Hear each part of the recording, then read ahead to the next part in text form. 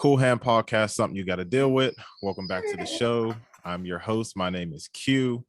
We have a special guest in the building coming straight out of the Windy City, Chicago.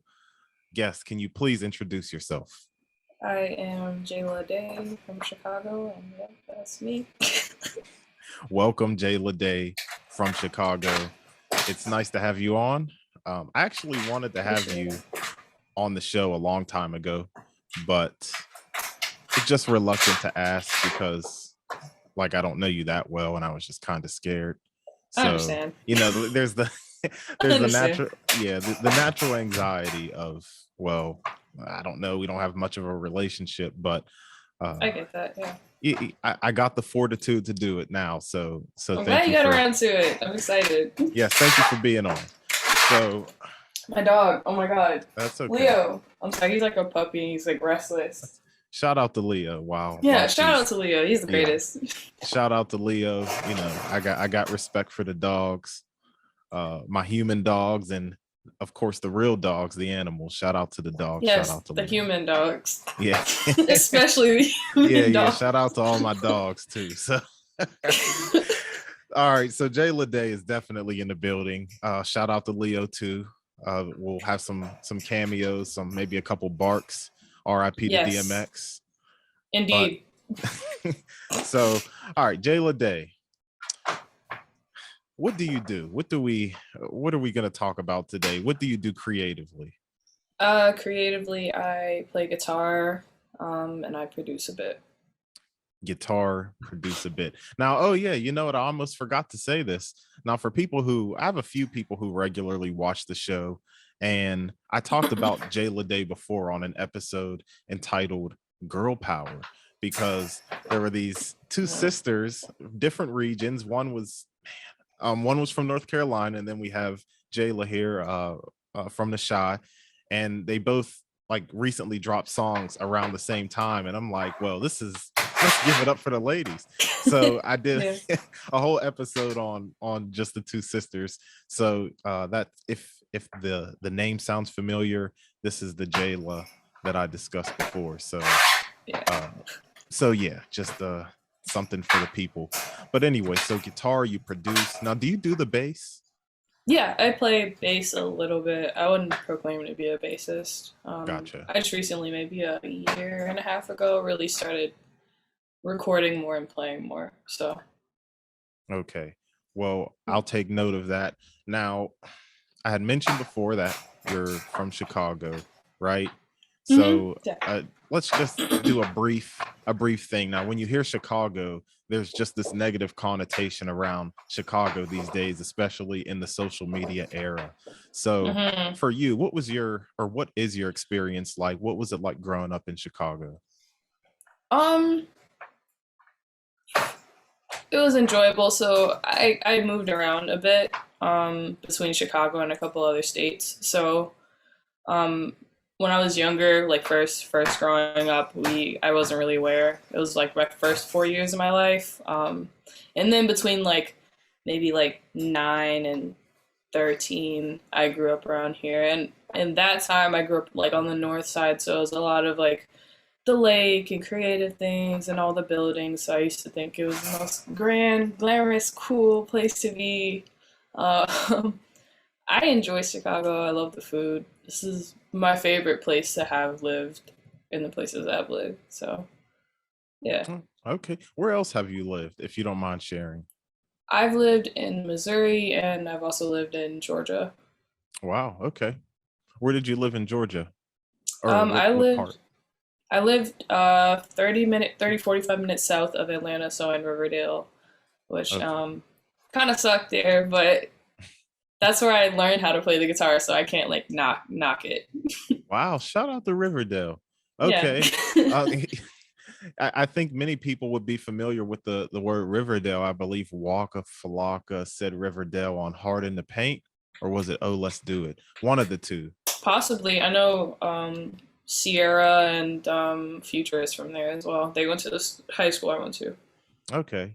I went to Campbell High School. I used to live in Georgia but I was more North Georgia, up in Smyrna. Where at? Oh, okay. Yeah. Yeah, I was Smyrna Austell, so I went to like Wheeler High School for a little bit, went to East Hmm. Cobb Middle School. So that's why I took an interest when you said you lived in Georgia. So, but Yeah. yeah, we were two separate places. But okay, Yeah, that's definitely. good to know. So you learn. This is why I asked the questions, because you picked up the guitar in Georgia, which is very interesting. So, Yeah. what are some, let's so what other creative things did you do, or that people may not even know about you, that you did coming up? Hmm.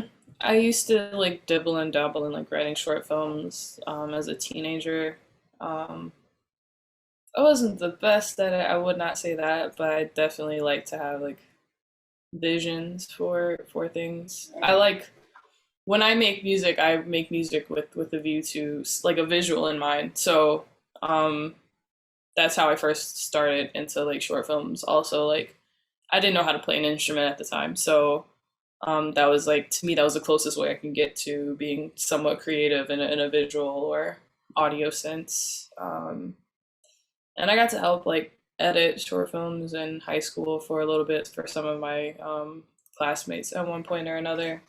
They didn't come to fruition, but it was fun, like running around Walmart and doing a bunch of stuff, like filming and being stupid, Wow. basically. Yeah.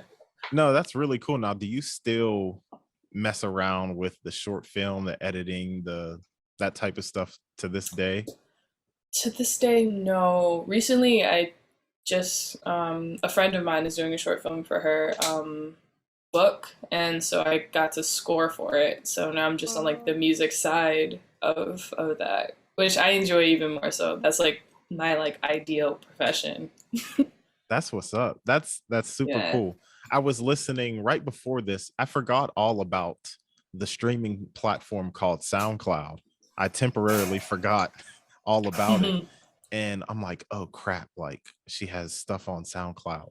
So I was listening to a lot of it, and a lot of it was a minute or less. So it's just playing and playing. And when you talk about like doing scores in the short films, it really made a connection to me that I think a lot of that music was like fit for a short film. When you speak about it, it made a lot of sense, you saying that. Yeah, you know the songs on SoundCloud, like those are a lot like anything I post on my Instagram or like I just like dump stuff on SoundCloud from that is from my Instagram. Those are mainly just ideas that I Hmm. probably not gonna do anything with. So like when I just like dump them on SoundCloud, sometimes I have them with like visuals in mind, but not necessarily. That's not something I would end up going full through and through with. So a lot of the time I don't see a point in me per se making it longer than a minute. I know some people want that to happen, but there are so That's many other projects I want to like expound on before I mess with those. Those are just like really rough cuts. So, hmm yeah. the one thing I know about you musicians, because I have to say you musicians, because I'm not one of you. I'm on the outside looking in, is that you guys work on a lot of different projects. So you saying that doesn't come to surprise to me, because I just know you guys start a lot of projects. You're working on this, you're working on that, and it's Yeah. just a lot. Yeah, it's fun. I try not to like spread myself too thin, but I like to like dibble and dabble in different things. Recently I've been trying to like hone in more on my like musicianship as opposed to like production and stuff like that. Because I'm more so interested in playing live, locally specifically. So like in that aspect, I've been trying to like cut down on the things I say yes to, I suppose. Even though I would enjoy it, I just want to kind of hone in on playing more often so I can not be uncomfortable on stage if I Yeah. ever get the chance to do so. But I in the past like winter and whatever I was working ridiculously on other people's projects. So which will be Mhm. coming out. So I'm excited for those. Oh, nice. Yeah. Well, stay tuned for that. There's nothing like a live music experience. There's just something about hearing those instruments in person and the emotions they can put you through, whether it's a jazz instrument, the guitar, anything like that. Nothing like a live performance. So, shout out to you for doing that, working on that musicianship. Got to respect it. So, going back to your upbringing and how you got into these creative things. So we got Missouri, Chi-Town, Georgia, Riverdale. You picked up the guitar. Uh, what was that like? How did that come about? How did the guitar even come into play? So my father used to sing at weddings, all the time, and like my family's super musical. I remember as a kid lying when I lived in Chicago, like I would like lie and say I played the bass guitar because I want to play guitar so bad, um, as like a 10-year-old. And so we ended up moving to Georgia when I was like 11 or 12. And I didn't have any friends or anything to do, and that's all I did was like listen to music and I would always think about, oh, it would be so cool if I recreate this or that or the other.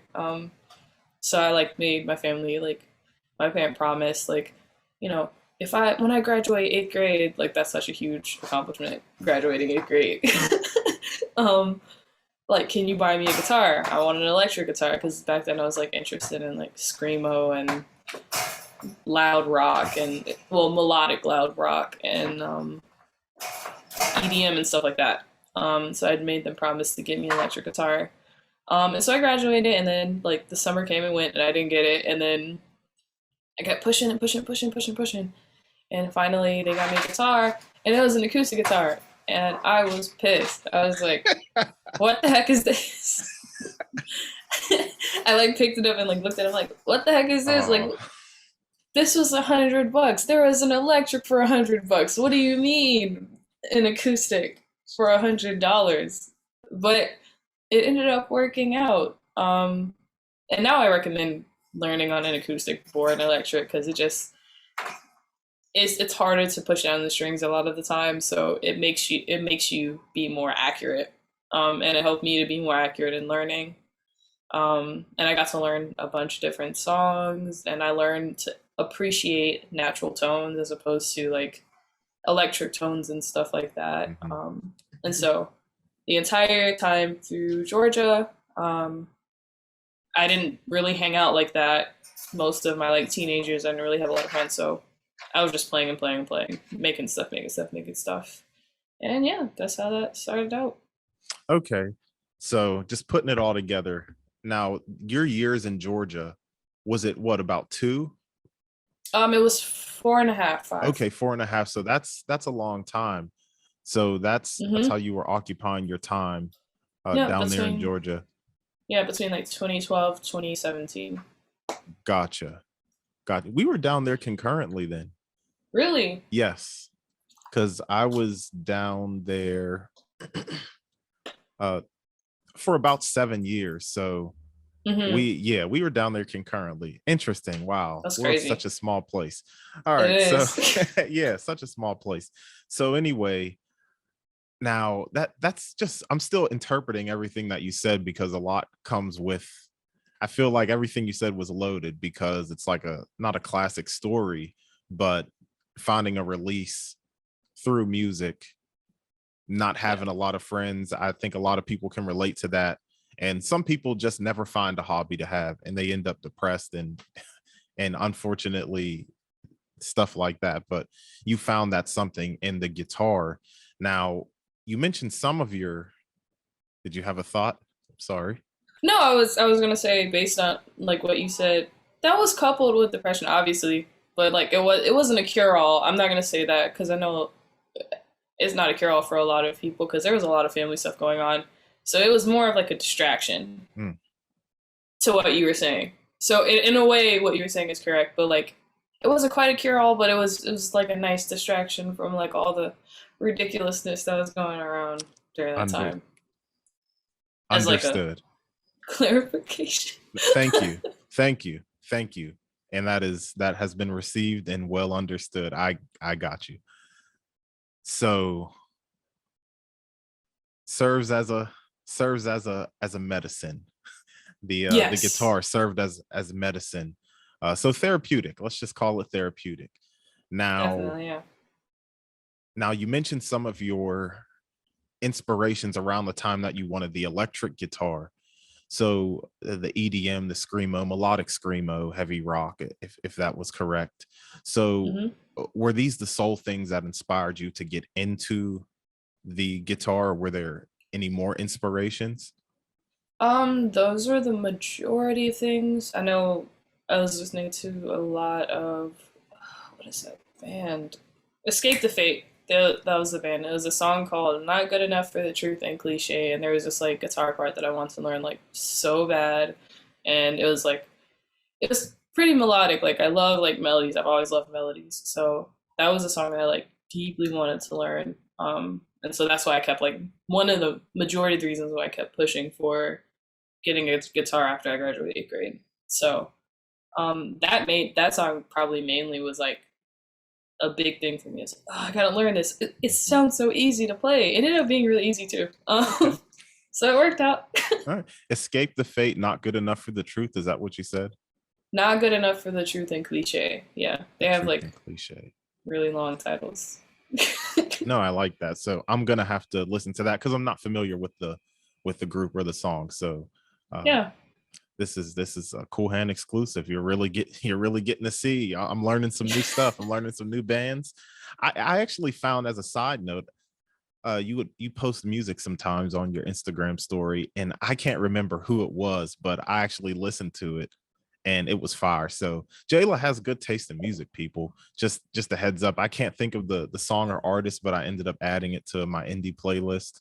But Oh, I yeah, appreciate you. yeah, shout out to you for that. You know, we like good music on the Cool Hand podcast. I'm glad you could listen. You enjoyed it. Oh yeah, we like all sorts of things on the Cool Hand podcast. Anyway, let me stop with the cheesy.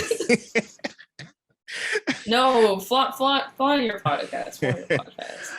All right, so what was what would you say the learning process was like for when you were picking up the guitar? Did you have a teacher, or was it more so self-paced? It was self-paced. I taught myself. YouTube University. Um, I'm not good with structured anything, so I did not do any type of structured learning. I just learned a couple songs that I liked. If it was too hard, I probably did not do it. Um, and then I learned maybe like four scales. I can probably count on both hands how much I actually learned in the process as opposed to writing stuff. I think right off the bat, I was writing more melodies as soon as I got my guitar than really learning stuff.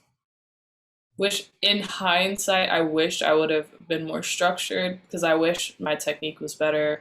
I wish, the typical things about like a musician, things that are like ingrained in like a classically trained musician. I wish I would have learned that stuff. But I mean, it served its purpose because now I can write stuff really quickly right off the bat, which I really enjoy doing. Mhm.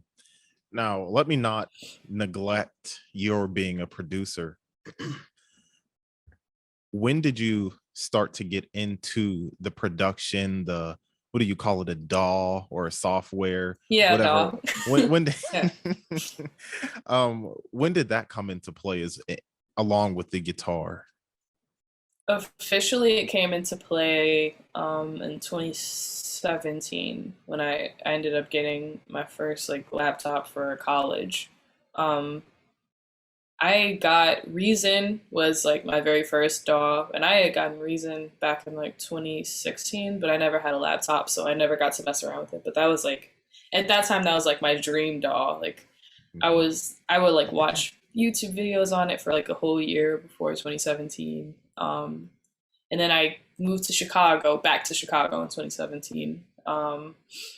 And I got my first laptop and I downloaded it and I was trash. It was terrible. All those like videos like went to pot. Like it was so bad. And so around that time I was going over my uncle's house because my uncle produces and my cousins they play like professional guitar. So I was like learning a lot from them and it just was not sticking like at all. Like none of it was sticking, but I just remember like enjoying being around them and learning stuff. But they were using I think my uncle is using Cakewalk, which is like I think doesn't Crowded Places use Cakewalk? his dad. Yeah, His okay, dad uses yeah. the old school cakewalk. That's exactly what I was gonna say. It's super old school. So I'm like, how am I supposed to use this information to use on Reason, and this doesn't make any sense. Yeah. And then like FL Studios, I'm like, I don't want to use FL Studios. All the hip hop producers use FL Studios. That's ghetto. I was so lame at the time. I was super into like indie alt stuff. So I'm like, why would I use FL Studios? Da, da, da, da. Like the kicks just sound super grimy hip hop. You. How am I supposed to even not knowing about VSTs or anything like that, or different sound packs I could buy at that point? Like I was 17 and I didn't know any of what I was talking about. So around that time, like I was making stuff, but it wasn't really sticking. So I gave up on it for a little bit, and then at the end of 2018, 2019, I ended up getting Ableton. Did I end up getting? No, was it 2019? It had to have been 2019. Maybe at the end of 2019, I ended up getting Ableton. The big Um, dog. yeah, the big dog, and that changed everything for me, honestly. I didn't get to mess with it as much as I wanted to. Life was happening in that couple of years, but end of like 2019, I started like I think really messing with it early 2020, and that changed everything. Somebody, so like an Instagram homie that I know who like makes music in the UK, she was like, it's like a spaceship. It's literally like a spaceship. It's like a spaceship. Like it's so. I know everybody says it's like hard to use or it's hard to figure out, which it is. It's a learning curve, but like once you get into it, it's great. It's great. I love it, and It so that like changed everything. Yeah, spaceship sounds about right. Now I have somebody let me have the light version, their light version of Yeah, Ableton. So I use that with for editing the podcast sometimes. And like the little I use probably like a fraction of Ableton, and that's hard enough for me. Like that's yeah, like I all I do is like add now that T plus he made the theme song for the podcast. I'll add that, fade it out, and put my vocals on there and whatever.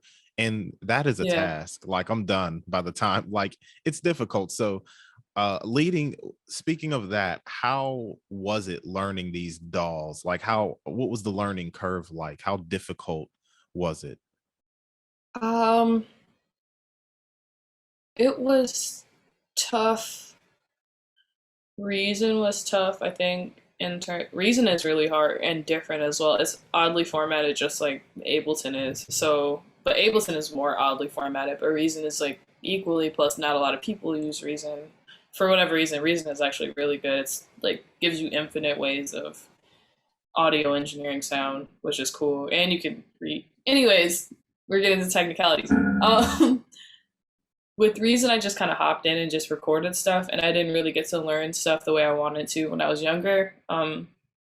But now that I know better with Ableton, which at first it was a learning curve, but then eventually it kind of all fell into place. Like it all made sense after a while.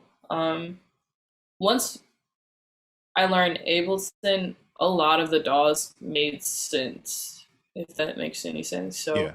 it's not like an industry standard like I guess Pro Tools would be, but I guess each DAW has like a standard of what needs to be there, like, panning left and right, EQ, like you can use VSTs the same way in each way. You just need to know the functionality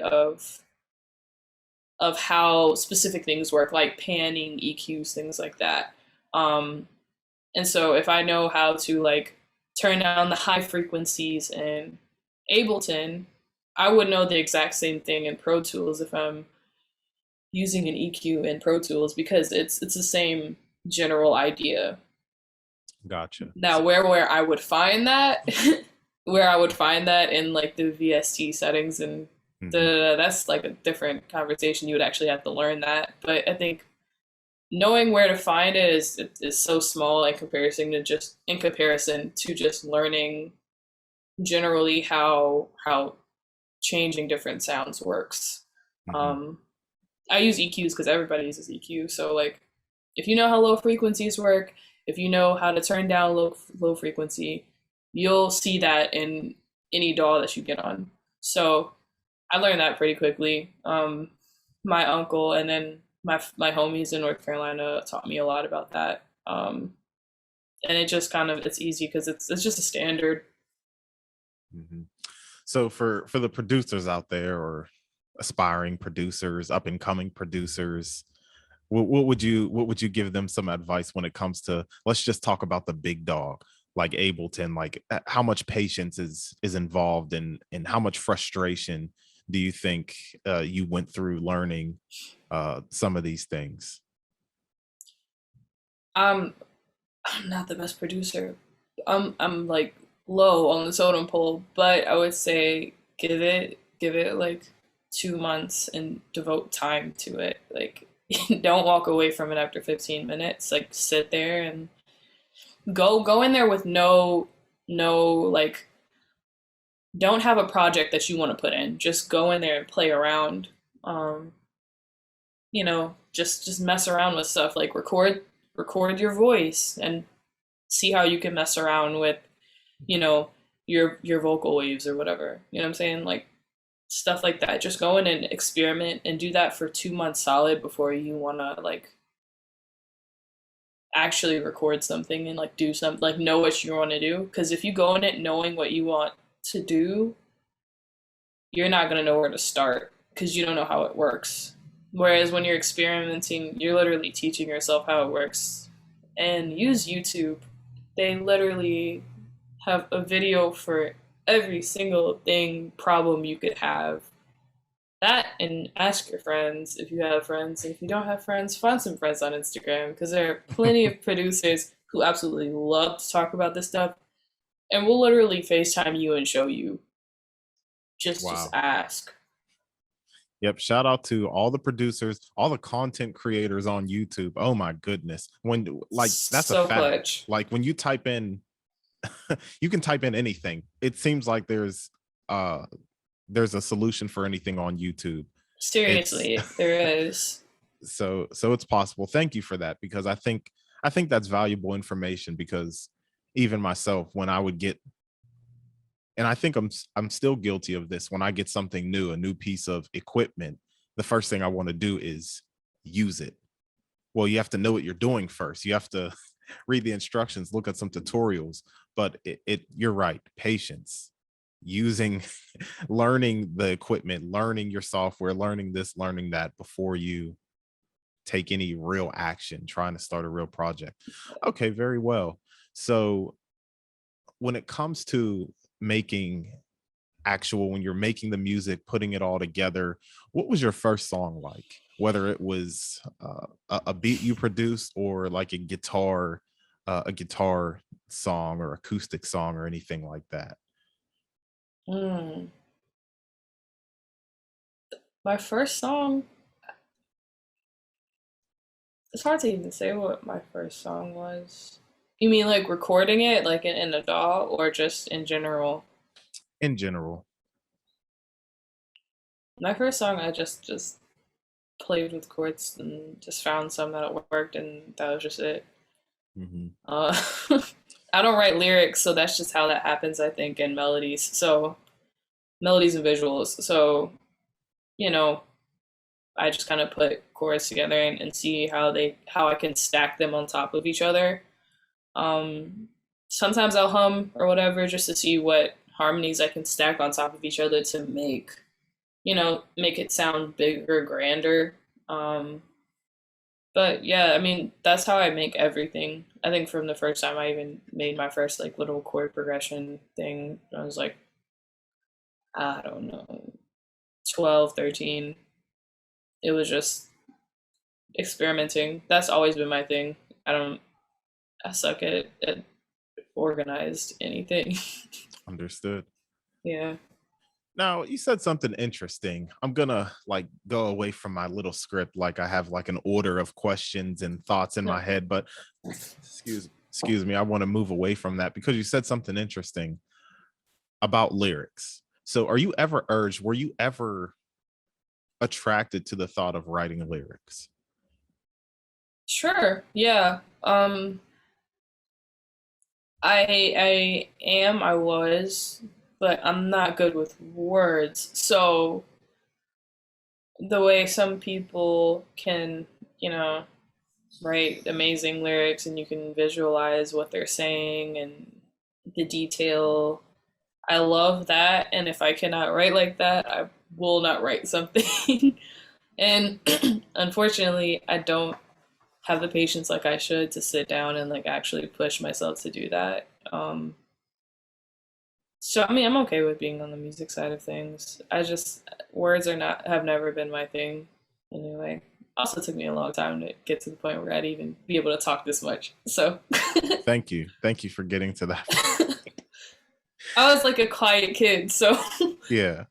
um I'm content with this level of conversation and word usage. But in terms I'm of like writing lyrics, I try and I try and leave that to the professionals. Gotcha. Well, can you foresee yourself laying down some lyrics in the future? Um, with some co-writers, yeah, Okay. sure. So I you're just throw. Oh, go ahead. no, go ahead. Go. Oh, I was just gonna say I just throw an idea out there, and then my music friends or whoever help me put ideas together. I think that's awesome. I was gonna ask that too, if you're willing to pull like a Kanye and have a team of people, or Yeah. just have some people throwing out ideas, maybe this, maybe that, because I don't know you that well, but just from what I get from this interview, I think you have a lot to say. I think you would have a lot to say lyrically. And let me just lead into this when it comes to your actual music and your production in conjunction with the guitar and a little bit of bass sprinkled here and there. Hmm. So what do you want to convey through your music? Mm, that's a good question. Um, I think what you said was correct. I do have a lot to say, but it's not. A lot of it is not. I can't really verbalize the way I would like to, and music is just easier to do. I've noticed. I know I like make fun of myself a lot, but like I noticed that like I like a lot of the stuff I make is very coming of agey. To me, it sounds very coming of agey and like filmy, dramatic. And I hate that. I always feel so embarrassed about it, but like it's not a bad thing per se in context, but like I just like kind of started coming to the realization that like that is like that's how I speak. So obviously my brain is super dramatic about things and it blows things out of proportion, and so my music completely shows that. Um, and it's very serious and it's very sad a lot of the times. It's not like fun sometimes like I would like it to be. Um, but in coming to terms with that, that's like it's doing what it's supposed to do in terms of like evoking a lot of like my thought process. So like when I'm dealing with things or so I deal with like anxiety, depression. So my music for me that perfectly encapsulates that. So if it's a lot of the stuff I write is sad, like if I'm not feeling very well, that's how it's gonna sound. Um, and equally, it's not as good because when I'm feeling happy, it's like I don't write music. Like I don't feel the need to write music. Um, and then I hate myself for not feeling the need to write music because it's like I want to write happy stuff. It's weird how that works. So I don't know if music comes from like a negative space in my brain or if it comes from like a very like introspective space in my brain. I don't know what it is. That's something I'm still trying to like figure out about myself recently. So yeah, it's a good question. It's a That really good was question. that was an excellent answer. I like that. I'll give you an example of something that can relate. A poet. I know a poet. I'll just leave them nameless since I don't have consent to share the story. But Okay. somebody, and they have their own poem that they talk about why can you only write when you're sad? Why do you spit that heat when you're mad? Something like that along those lines. Hmm. And it's like, so you saying that you make a lot of music out of some unfavorable feelings or emotions, whether it's or dealing with anxiety and depression and things alike. I think people can feel that. Even I can Yeah, feel that. I am a retired, undefeated battle rapper and former I'm here for this. Yeah. 53 and 0. But I'm not bragging. But That's huge. Please. uh, Kudos. in Chicago, shout out to Chicago, who's the battle rappers out of Chicago, Big T. That's the only one I know. But Hmm. but just rapping in general. Like I used to rap. I used to love to rap. Love it. And it just slowed down and I'm like, everybody wanted to be a rapper. And I don't do it anymore. I now say I'm just a retired rapper because I have no interest. But there's sometimes people can make me upset. Situations can be upsetting, or I'm just not feeling the best. And I just happen to come up with, just a few bars, write them down in my phone and never come back to it again. And then Yeah. but I'm retired once again, but I don't rap. If anybody Right. asked me if I had musical talent, I'd say no. But Exactly. Yeah. certain I was situations, go ahead. no, I was just gonna say exactly what you were saying. Like that almost creates a. People say it's a good thing to like have an outlet, yeah, but it could create an unhealthy relationship with creativity. I was thinking maybe like a couple weeks back, talking to a friend, like you know, almost a dependent relationship with creativity. When you only feel creative when you're not feeling well or not feeling happy.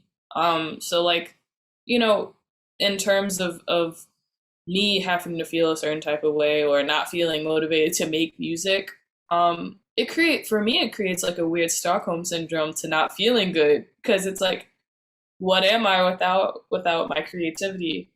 Um, which like leads, it's just weird because it's like this is what people give me kudos for, and I can only make it when I'm not feeling well, Yeah. or something like that. And it's like, well, now I have to quote unquote want to not feel well to make this because I enjoy it, yeah, but you have to figure out a healthy relationship with a creative outlet, um, Yeah. and find other hobbies outside of that as well. I suppose because this is like my biggest hobby, which is something I've been thinking about a lot. And so it's like, what other hobbies do I have outside of this that is created typically in a negative space? That's really important to me. I know a lot of creative artists like have that issue is like figuring out what they want to do outside of their creative outlet. But especially if it's created in a negative space, then it's like, what else do you enjoy that Yeah. that could like fuel you to want to make more of anything creative? Because it doesn't necessarily have to be something you're the best at. So I don't know. Right. That's a huge conversation to have, to be honest with you. That is. I was, as you were saying that, I'm like, this is a deep conversation. That specific thing we just talked about needs its own episode. Yeah, Like that that you is, can go into many factors with that. yeah, that's huge. That is like kind of like mind blowing. Like just to think about. It's pretty crazy, man. Whew. All right. Oh, man. Let's talk about Jayla some more. Oh I'll probably God. ask a couple more questions and we can wrap this up. But Okay. when Cool. it comes to actual inspirations, if you have any, now you had some inspirations that wanted to get you into that inspired your learning the guitar. But when it comes to your music today, whether it's a guitar player, bass player, a producer, who inspires your music or who inspires your sound, if there is a sound inspiration today? Um, Two. There's a band called Kai Kai that I've been obsessed with since I was like 14. They like make like pop electronic trance type stuff. It's really chill, but to me, it's like amazing. Actually, they just released something after like I want to say it's 2014, 2015, maybe. How long is that? 2014. That's like 7 years That's a since like long time. 7 years they released something. I was ecstatic, I'm looking ecstatic. them up. Kai They're Kai. Yep, KYE. They're amazing. I used to love him as a kid. And then most recently, Mid Air Thief. He makes this like it's amazing. It's like guitar and electronic and like glitchy trance type music. I love calm music, so Mid Air Thief right now is like my biggest inspiration for making music. His production to me is it's mind blowing. He's from South Korea, I believe, and nobody knows who he actually is, which is really cool. I love like the mystery behind it. Okay. But he Well, I has like, just go ahead. No, I just added both of them, both of their most recent projects. So you're really putting me on today because I heard of neither. yeah, Mid Air Thief is, I believe, the album that like really like put me on to him was Crumbling. I added the entire album as soon as I heard it. Like, it's probably the one of the best projects I've ever heard, hands down. Wow. These are heavy words. So I'm gonna listen to them. I couldn't speak higher of this guy. This guy blew my mind, literally. Midair Thief and Kai Kai. So Yeah, we just got put on game on the Cool Hand podcast. So yeah, let's talk about some future stuff now. Now you mentioned you've been working with others. I'm not gonna ask who because I'm sure it's a secret. These people have, you've given contributions, but I know yeah, that you've worked with. I was listening to some of your work on Apple Music. You've worked with some other people. We have some Cool Hand podcast alumni, Chlorophyll Collins. You've worked with him. yeah. Brandon, yep. So what was that connection like? How did you guys link up? He followed me on Instagram a year and a half ago, maybe. Mm-hmm. I know some friends who live in the same areas, him in Texas. So we have some mutuals, and we just made music, and we clicked, and now that's my homie, and we make music all the time. He's great. We're Yeah, actually about to do like a minute beat challenge on Friday, so it's gonna be pretty fun. yes. Yeah, it seems like you guys have a pretty organic connection too. Yeah, he's great, and he's ridiculously knowledgeable on like electronic, like sampling stuff and flipping songs into like glitchy. It's we get each other. Yeah, he's and it seems like both of you have another thing you have in common is that extensive vocabulary. He You definitely does. Yeah, you don't think you I think I don't think so. I yeah, appreciate it though. yeah, I think you both have an extensive vocabulary. You used a couple words. I'm like, in this Oh interview. I'm God. like, oh yeah, yeah. But okay, so you worked with Chlorophyll Collins and some other people. So what was it like for somebody like you who was more to themselves, right? hmm What was it like putting yourself out there, getting the confidence to start working with other people?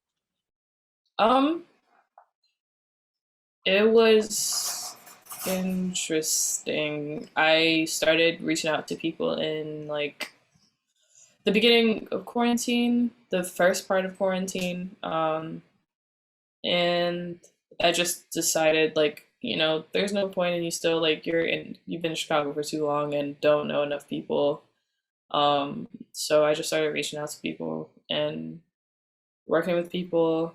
I found some really cool people that I got to be a part of their project, which was really cool. And Jesus Christ, what is in my throat? Ah!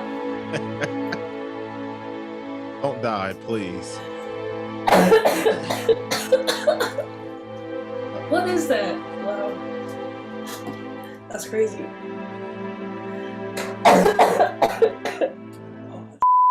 As you can see, this is my first time talking this fish in a really long time. Welcome back. Thank you. Okay, yeah. All right, I'm ready. What was the question again? putting yourself out there, working with other people. Right. Was that it? I think that was it.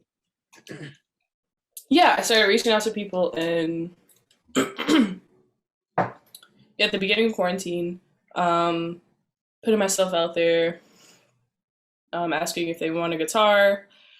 Um, I didn't do it a lot, but I started realizing there were more yeses than nos, which I hadn't gotten in a really long time because I've never put myself out there to anybody.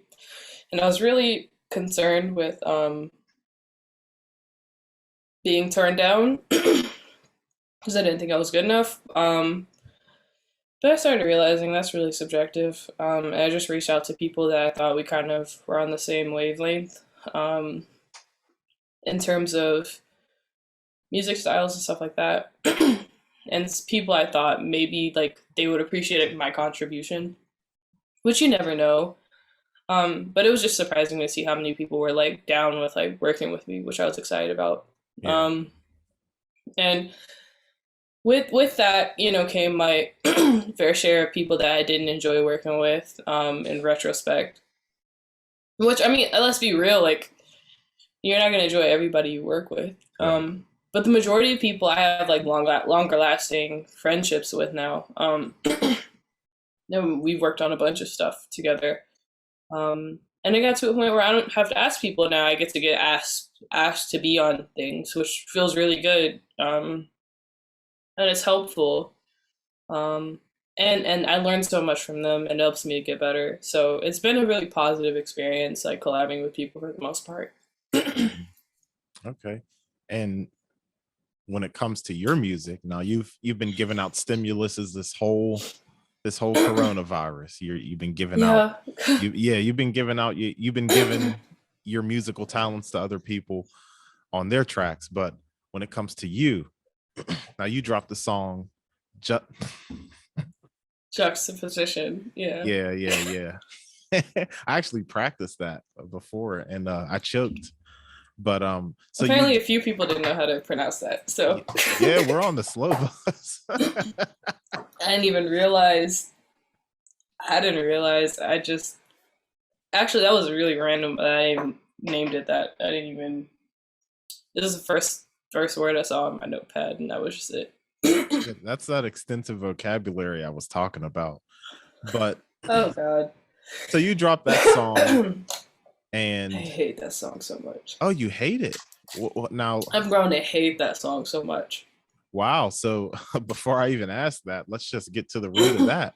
So what happened with that song? Because it's a nice song.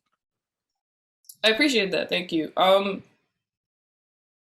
It was very indicative of the times of what I was into at the time, but now my influences have changed. Hit influences have changed. Um, and my skill set has changed. So I feel like I'm capable of much more clean work. If that makes any sense. Hmm. I'm never gonna take it off of streaming platforms because I'm not like embarrassed by it, but like I don't know. There's some songs that feel more personal and some songs that don't, and I feel like that song was really really personal to just like drop the way I did because it was very spur of the moment. I just felt like, oh, I have nothing of my own out there. I need to put something out there. This came together by osmosis. I'm gonna drop this, and I ended up having a bunch of like a team of friends that like helped me to tidy it up and put it out there. But I'm excited to like have more relatable music, easier listening music Hmm. to drop in the future. Yeah. And on that note, Sorry. no, you're fine. On that note, when can we expect some more Jayla Day music, or is there a project we can be looking forward to? Um, I'm not gonna give a date or a time. I think if I do, it's probably not gonna come out at the time. So for that reason, I'm just gonna say yes. I'm working on a project featuring some really cool people. Um, it'll be an EP for sure with visuals, and it'll come out when it wants to come out. So yeah, It'll happen when it happens. hmm I guess that's all I got.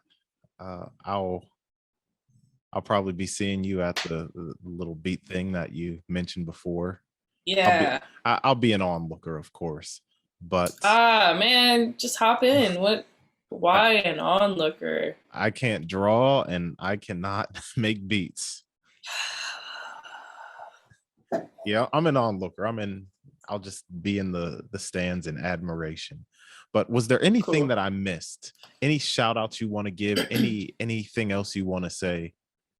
Um, yeah. Shout out to Corporal Collins, for his super dope EP that he let me work on with him, and his like really cool cassette because it was like mad nice. Oh yeah. Sick artwork as well with Mochi, and his leaves. So cute. And to Ian and Justin. I know Justin White just released a new album that's super sick. So please go listen to that because it's sick and it has a ton of our homies on there, and it's really, really good. It's his best work. So I listened to that this morning. It's crazy. yeah, it's amazing. Yeah, and the friends he has on there are just crazy. They're really dope. Yeah, really good project. Shout out to Justin White. Don't know him, of course. I don't know most of the people I talk to and talk about, but yeah. Okay, so Jaila Day was definitely in the building today. Thank you for coming on. Thank you for This having me. Yes, from Shawtown to Pittsburgh. This is the Cool Hand Podcast. Something you got to deal with. Easy. And that's it. Cool. Dude, thank you for having me, man. No, thank you for coming on. I can probably get this done, like have this